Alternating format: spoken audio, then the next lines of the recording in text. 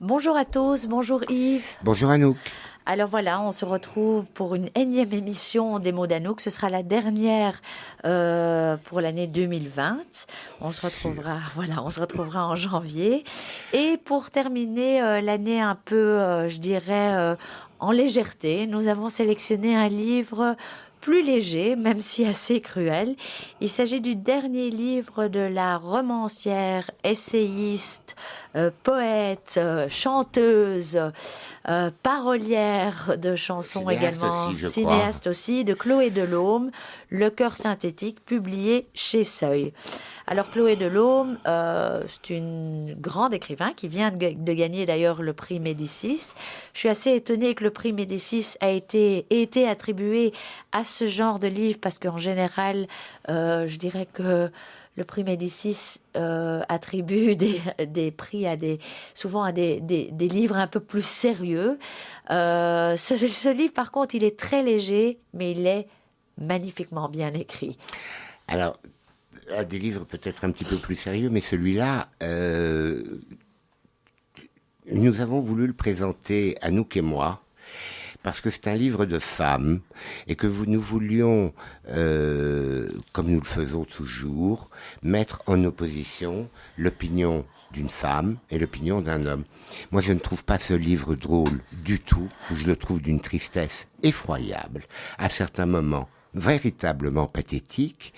Euh, je m'attends quand j'ai commencé à lire le livre, j'ai été chercher qui était Chloé Delhomme, parce que et Chloé et Delhomme ne sont ces noms, ce n'est qu'un pseudonyme. Et Chloé est une référence à Boris Vian, à l'écume des jours.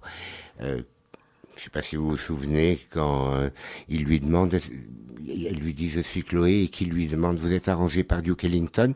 Je pensais trouver quelque chose de très très doux dans ce livre, comme l'est l'écume des jours, et en fait c'est d'une violence terrible.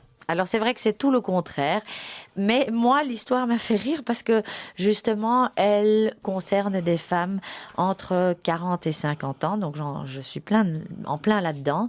Il s'agit de l'histoire de Adélaïde Bertel. Adélaïde Bertel, eh bien elle a 46 ans. Elle a décidé après 9 ans de quitter son compagnon Elias, ou je pense que c'est Elias, Marie, oui. oui, et de vivre sa vie. Alors elle est attachée de presse, elle travaille aux éditions David Séchard et elle réalise à un certain moment qu'en fait elle est à un âge où à 46 ans, elle n'a pas encore 50 ans, où il y a des regrets, des renoncements, des deuils. Et ce qu'elle constate, c'est qu'en étant célibataire, eh bien, elle va être confrontée au marché de l'amour. Et le marché de l'amour à 46 ans n'est malheureusement pas le même que celui à 20 ans. Donc, elle va être fortement confrontée à une réalité assez cruelle que l'écrivain, je dois dire, décrit superbement bien, tant c'est cruel, mais véridique. Et puis aussi en tant qu'attachée de presse, elle comprend très vite qu'elle est sur la sellette. Elle travaille depuis des années pour quelques romanciers de prestige qu'elle suit depuis toujours, aux égos surdimensionnés et dont elle doit au fait servir, je dirais organiser les rendez-vous, les servir, faire en sorte qu'ils se sentent tous très bien l'un et l'autre. Et elle commence à en avoir surtout ras-le-bol. Et puis surtout, elle n'est plus aussi jeune et se fait remplacer très rapidement, comme c'est dans le monde actuel aujourd'hui, par des plus jeunes. Et donc c'est vraiment l'histoire de cette bonne femme, Adélaïde, qui nous est contée à travers ce petit livre cruellement délicieux. Alors, de nombreux chapitres se terminent de la même manière. C'est l'histoire d'une fleur bleue. Tout à fait. Et Qu'on trempe dans non, mais ça l'acide. c'est ce qui est dit au Ouais. premier. Ouais. Mais le premier c'est l'histoire d'une fleur bleue qu'on trempe dans l'acide. Adélaïde Bertel, c'est une femme comme une autre qui a 46 ans, entend sonner le glas de ses rêves de jeune fille. Au chapitre suivant, c'est l'histoire d'une fleur bleue coincée entre deux pages qui se dessèche en direct d'un authentique herbier. Adélaïde Bertel, c'est une femme, comme tant d'autres, qui à 46 ans voit disparaître l'aura qu'elle avait jeune fille. D'ailleurs, je t'interromps une seconde parce qu'elle donne un passage fantastique où elle dit justement que elle souffre d'invisibilité parce qu'elle se retrouve en boîte et puis il y a un type qui lui marche sur les pieds qui ne la remarque même pas. Donc c'est très cruel, quoi. C'est un livre qui correspond très probablement à ce qu'est aujourd'hui le monde dans lequel vivent les quarantenaires, en tout cas les jeunes cinquantenaires. C'est un monde d'une cruauté sans nom, où il n'y a pas la possibilité de faire appel. Si l'on est condamné, on est condamné, et on l'est définitivement. Et Adélaïde est condamnée. Alors, la fleur bleue, c'est qu'elle a toujours rêvé au prince charmant depuis sa plus tendre enfance. Et le prince charmant, ça n'existe pas véritablement. Je ne suis d'ailleurs pas certain que l'on fasse beaucoup de bien aux jeunes filles en leur faisant croire au prince charmant. Alors, ce qui est fantastique, ce que Yves et moi, on a surtout aimé aussi dans ce livre, c'est l'écriture. Pour moi, l'écriture, c'est une écriture qui est très dynamique. Alors, il faut d'abord savoir que la romancière, qui est chanteuse et qui a, au fait, un esprit qui est baigné de musique pop depuis toujours, a nommé chacun de ses chapitres suite à... chacun de ces chapitres, le titre des chapitres reprend... le nom d'une chanson pop des années 80. Donc, très très vite, on reconnaît les chansons pop. Et puis aussi, je me suis posé la question en terminant ce livre, mais pourquoi il s'agit de chœurs synthétiques ? Eh bien, tout simplement parce que Adélaïde, comme le dit Yves, est une fleur bleue qui a un cœur romantique, et ce serait peut-être certainement plus facile pour elle si elle était un peu plus superficielle et synthétique, façon de parler, parce que c'est vraiment de son cœur à partir de son... C'est-à-dire que l'histoire est racontée, justement, c'est l'histoire de son cœur qui est racontée. Ce cœur qui est maltraité, et cette situation qu'elle vit plus que comme quelqu'un de désespéré, et elle en fait vraiment une fixette ou une fixation. C'est-à-dire que Adélaïde, le problème, c'est que quand elle rencontre un homme, elle ne sait pas savourer les premiers moments, elle veut directement avoir des certitudes, elle veut être sûre que l'histoire va l'amener à se marier très prochainement, elle veut des sécurités qu'un homme qui vient de la rencontrer depuis une semaine ne peut bien entendu pas lui donner, et forcément l'histoire se gâche. Donc le texte est très serré, il est très bien construit, il est délicieusement cruel. Et d'ailleurs, Chloé le dit, pour elle, le style, le mécanisme narratif constitue sa principale préoccupation. Et ça se sent justement parce que le lecteur que nous sommes n'est épargné d'aucun détail. Et puis je trouve qu'on flirte dans ce livre avec le trash, avec l'humour noir, et on sent même qu'il y a du vécu, parce que l'auteur d'ailleurs, quand on l'écoute parler, dit elle-même, moi je n'ai que 46 ans, je ne sais pas encore ce qui se passera à 50 ans, mais en tous les cas, c'est ce qui se passe pour une femme de 46 ans qui se retrouve sur le marché de l'amour et qui souffre d'invisibilité. Donc finalement, c'est un livre qui est très très réaliste et qui se moque un peu de nous-mêmes. Et en ça, moi, je trouve que c'est pas mal. C'est quand même une force de savoir de se moquer de soi-même et de finalement tourner des situations qui sont en soi très tristes et pathétiques à l'humour. Alors, je suis pas nécessairement d'accord avec tout ce que dit Anouk, parce que moi je le vois d'un point de vue d'homme, évidemment, et je pense, et avec une autre manière d'appréhender la vie, je pense que l'amour n'a pas d'âge, donc qu'elle ait 46 ans ou qu'elle en ait 56, pour moi ça ne change rien de l'histoire. Je crois surtout que c'est une chronique de la société contemporaine, et que cette chronique, qui est très bien faite et terriblement acerbe, est intéressante parce que elle va à l'encontre d'un certain nombre d'idées reçues. Tout le monde est au courant des questions de jeunisme qui sont toujours ramenées en avant, mais le jeunisme fait que c'est comme si au-delà de 25, 30 ans, eh bien on n'existait plus. Et on n'a plus rien à offrir. On n'a plus rien à donner. et donc, bien évidemment, plus rien à recevoir. Et Adélaïde est dans cette situation. Elle a plus de 40 ans et elle n'existe plus. Comme le racontait Anouk dans l'épisode de la boîte de nuit, l'homme lui marche sur les pieds, il ne se rend même pas compte. Il y en a un autre qui passe à côté d'elle, elle se dit transparente, et on comprend ça. Donc, du point de vue de l'homme que je suis, effectivement, c'est difficile, parce que je me rends compte que si les femmes ne sont pas tendres, en général, globalement avec les hommes le leur rendent beaucoup plus qu'on ne veut bien le dire. Pardon, je voudrais ajouter un mot. Il y a quelque chose qui m'a beaucoup intéressé, c'est l'écriture même, et je vais vous en donner 2 exemples. Le premier est le suivant. Adélaïde se plaint, il ne se passe rien. De sa vie, il lui semble ne pas être l'héroïne. Septembre se cambre un peu, Adélaïde l'enfourche, etc. Cette manière d'écrire, parce qu'on le plus habituellement, on écrirait de sa vie, il lui semble ne pas être l'héroïne, on écrirait plutôt il lui semble ne pas être l'héroïne de sa vie. Donc elle intervertit certains termes. Et cette manière d'intervertir est quelque chose sur quoi se fixe l'attention. Je vais vous en donner un autre qui est un petit peu plus compliqué. Adélaïde veut être libre, mais l'unique centre de gravité de l'homme qui d'elle pourrait s'éprendre. Dans une écriture plus banale, on écrirait « Adélaïde veut être libre », mais l'homme qui pourrait s'éprendre d'elle est son unique centre de gravité. Donc, ce n'est pas une écriture banale, loin de là. C'est la première fois que je lis quelque chose qui est écrit de cette manière-là. C'est la première fois d'ailleurs que je lis cette femme. Mais j'ai trouvé cette écriture extrêmement intéressante parce que l'interversion, si je puis dire, en tout cas le déplacement des mots à l'intérieur de la phrase donne encore plus de poids à la détresse et à la solitude de cette femme.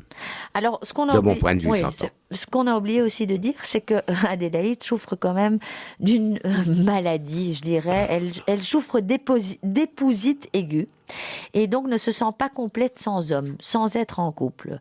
Mais le problème, c'est que Adélaïde se dit être féministe, elle se dit être indépendante, elle se dit ne pas avoir envie elle n'a pas envie d'avoir des enfants, les enfants des autres l'ennuient carrément.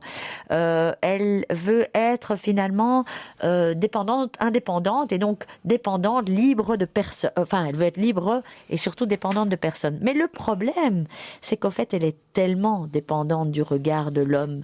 Et donc, finalement, cette liberté qu'elle cherche, elle s'en retrouve prisonnière, puisque pour elle, il n'y a rien qui compte plus que le regard des hommes tout court. Particulièrement des hommes, oui.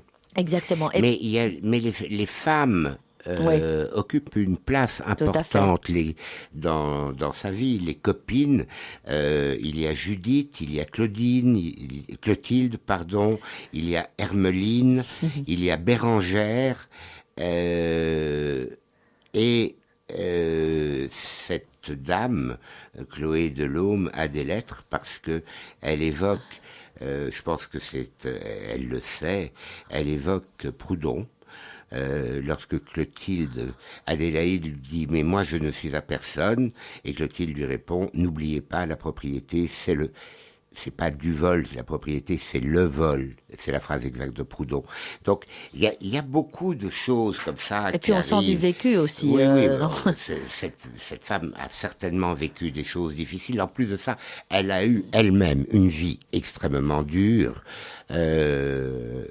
Elle est d'origine franco-libanaise et elle a vu son père devant elle tuer sa mère. Donc puis se suicider. Donc c'est effectivement c'est pas un parcours parsemé de pétales de rose, bien loin de là. Et on comprend très bien les difficultés qu'elle doit certainement rajouter aux 46 ans. Et c'est vrai ce que dit Yves, c'est un parfait portrait de la société, et finalement, qui n'est donc pas tendre avec les femmes. Et si finalement certaines d'entre elles s'en sortent mieux que d'autres, c'est parce qu'il faut sûrement beaucoup de chance, une bonne dose d'humour sur soi-même, et bien gérer ce célibat tardif. Et puis surtout, il faut beaucoup de force, une énergie à toute épreuve, parce qu'avant tout, toutes ces femmes se retrouvent dans une société qui prône l'eugénisme, je vais dire actuellement, plus que tout. Oui, c'est l'eugénisme qui est en permanence mis en avant. Elles accusent d'ailleurs entre elles, à de nombreuses reprises, une société patriarcale. Euh, je suis, Là aussi, l'homme que je suis ne ressent pas cette société comme étant patriarcale, mais probablement en raison du rapport même que je peux avoir avec les femmes. Je ne considère pas qu'un homme est plus qu'une femme. Je ne considère pas qu'un homme a plus de droits qu'une femme. Je pense que l'avenir du monde est entre les mains des femmes et que si un jour nous connaissons la paix sur cette planète, ce sera grâce à elles. Donc je leur rends hommage de toute manière, mais si ce que Chloé Delhomme oui, dit, écrit sur cette société patriarcale est véritablement l'expression de la réalité, alors je trouve vraiment que la société dans laquelle nous vivons a besoin d'un sérieux coup de jeune. Je pense que moi, ce que j'ai aimé aussi, et c'est pour ça que je conseille, parce que j'ai suivi une interview qui avait eu lieu dans la grande librairie avec l'auteur justement, et à un certain moment François Bunel lui demande, il lui dit au fait ce serait pas mal que les hommes lisent ce livre. Eh bien oui, je suis tout à fait d'accord, ce serait pas mal que les hommes lisent ce livre pour comprendre un petit peu cette angoisse et le fait de nous mettre nous les femmes tellement dans un moule et avec une date de péremption, je dirais. Absolument. Je suis d'accord avec ce que dit Bunel. Il serait bon que les hommes lisent ce livre. Les hommes se conduisent, à travers ce qu'elle écrit, les hommes se conduisent tout de même extrêmement mal avec les femmes. Mais je pense que les femmes ont une part de responsabilité aussi dans l'inconduite des hommes à leur égard. Parce que je ne veux pas que ce soit que ce que je vais vous dire soit considéré comme étant particulièrement méchant, mais la beauté qui est réclamée aux femmes et sur laquelle elles spéculent énormément tout au long de leur jeunesse, représente finalement un fonds de commerce. Alors, leur fonds de commerce. Alors, quand les années passent, effectivement, la beauté peut se faner un petit peu. Ce n'est pas nécessairement la décrépitude dont elle parle à certains moments dans le livre, mais ça peut être un petit peu fané et c'est vrai en tout cas du point de vue d'un certain nombre de gens, une rose fanée peut avoir moins de charme que une rose toute fraîche. Mais moi j'aime bien ma rose quasiment cristallisée sur la cheminée. Voilà. Moi, je vous conseille de lire ce livre. Je l'ai aimé. Il y a un humour qui est vraiment grinçant, qui va du potache à la subtilité. Ça se lit. C'est vraiment les gens que j'ai rencontrés qui ont lu ce livre ont tous la même réaction. C'est oh mon Dieu, c'est cruel, mais c'est quand même tellement vrai. Et puis c'est comique, mais c'est tragiquement comique. Donc, écoutez, on vous laisse découvrir le livre de vous-même. On espère que cette petite présentation de livre vous a donné envie. En tous les cas, vous pourrez retrouver sur le blog lesmotsdanouk.com un petit résumé plus spécifique sur ce livre. Donc on rentre plus dans les détails dans le résumé. Et puis je pense que Yves et moi, de toute façon, passerons encore l'émission sur Facebook demain. Donc vous pourrez la voir sur mon Facebook, le Facebook d'Anouk Taché ou sur le Facebook des mots d'Anouk. Ainsi, vous pourrez suivre l'émission ou la revoir encore une fois. Nous, on vous adresse en attendant de belles fêtes, Hanouka Sameach, et surtout des bonnes vacances, malgré le temps et malgré le Covid. Avant de vous souhaiter à mon tour de bonnes vacances, je voudrais quand même rajouter quelques mots. Il y a dans ce livre des constats qui sont absolument terribles. Elle écrit à un moment donné, Adélaïde a constaté qu'être une femme sans enfant, c'est se désocialiser. Si effectivement la société dans laquelle nous vivons est cela, ne pas avoir d'enfant, d'une certaine manière, c'est ne plus être une femme, ça devient véritablement pathétique. Et puis avant de vous souhaiter de bonnes fêtes, je voudrais simplement vous rappeler deux livres que nous avons particulièrement aimés, Anouk et moi, cette année, et que nous vous recommandons à nouveau de lire si vous ne l'avez pas déjà fait. L'un d'eux est Un enfant, qui est un livre qui nous a donné les larmes aux yeux à de nombreuses reprises. Et ce livre, tout à fait étonnant, Le monstre de la mémoire. Sur ce, joyeuses fêtes, bonnes vacances, à l'année prochaine.